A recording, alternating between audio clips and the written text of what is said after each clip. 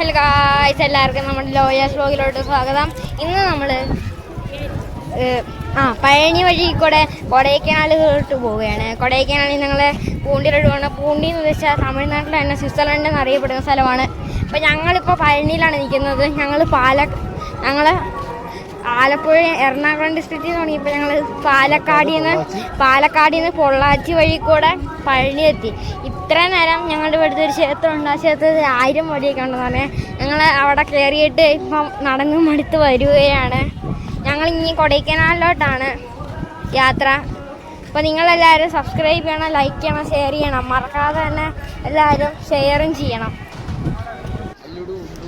അങ്ങനെ പഴനി മുരുകക്ഷേത്രത്തിൻ്റെ താഴ്വശത്തെത്തി.